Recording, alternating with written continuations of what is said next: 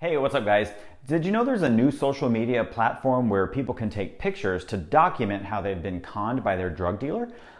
Yeah, it's called Isn't-A-Gram. Isn't a gram? Oh, wait. What did the French general say to his troops on social media? Retweet. No? All right, well, I've gotten to know some of the farmers here, and I'm thinking of starting a social media network for chickens in 2021. I mean, not as a full-time job, but just as a way to make hens meat. Okay, I'll stop. But seriously, the reason for all the social media jokes is because recently I read an article about young social media influencers and how they're adapting to secure their future. And there's a lesson in it for all of us. The reporter interviewed people who'd worked really hard to build up millions of followers on social media only to have to start over from scratch. For example, there's a sketch comedy show created by Sam and Colby. I have no idea who these guys are, but your kids probably do, and they started on Vine. And after 3 years of work, Vine was shut down, and they had to start over and migrate to YouTube.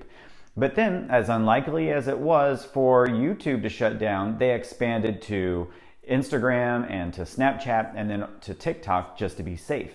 But now TikTok's in jeopardy, and those who've built their entire audience on that platform are scrambling just to get ahead of the politics. And so I think that in every industry there's a certain allure to this idea of building up millions of followers on social media and then business falling into our laps effortlessly. And on some level, I think we all know that it doesn't work like that. But there's no shortage of people wanting to sell us programs to claim to teach you how to get your next client from, or all your clients from social media. And some of the marketing for those programs even works to make us feel old and out of touch if we don't catch up with modern times. But here's the thing.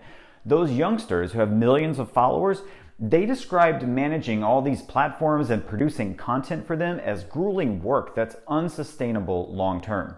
So what's happening is the most focused social media influencers are moving away from things like hawking other companies' products and sponsored posts to working on pointing people back to their own platforms. And an easy example to understand this would be to look at the Kardashians and the Jenners. Now, their social media following is certainly no joke, and I think that they'll promote literally anything, but a significant part of their work on social media is designed to drive you back to the businesses that they own.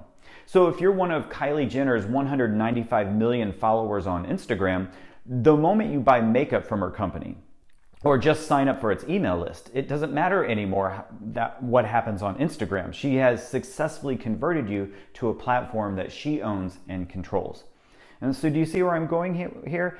Like, the top social media influencers are working just as hard to get people onto their email list as they do to get people to follow them to begin with, so that in the long term, their influence and their business and their income is more secure. And I thought this was interesting and super relevant for all of us. It's just more proof that anyone who's self-employed should be making the same kind of moves. And that means it's important to think through what kind of offers you'll make to direct people back to your website and persuade them to sign up for your email list.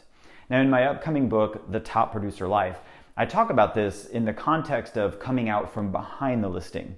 And what I mean by that is, when the average agent doesn't have a listing to advertise, they often struggle with creating an offer that persuades people to connect with them.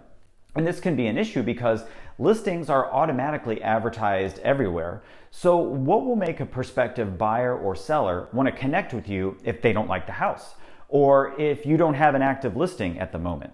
Well, the answer lies in your creative imagination and experimentation.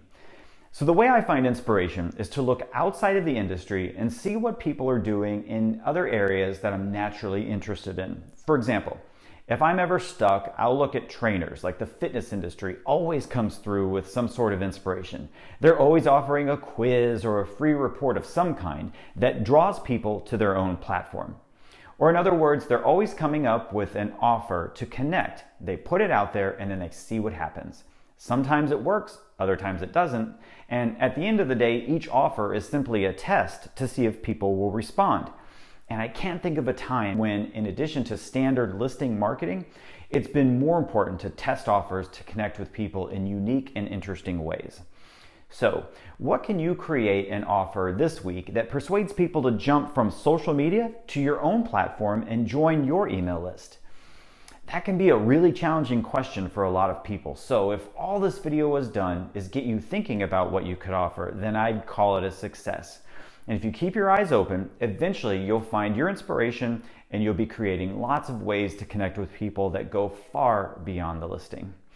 Well, you guys, thanks for watching. My name is Jason Edwards. It's going to be another great week, so let's get out there and think bigger.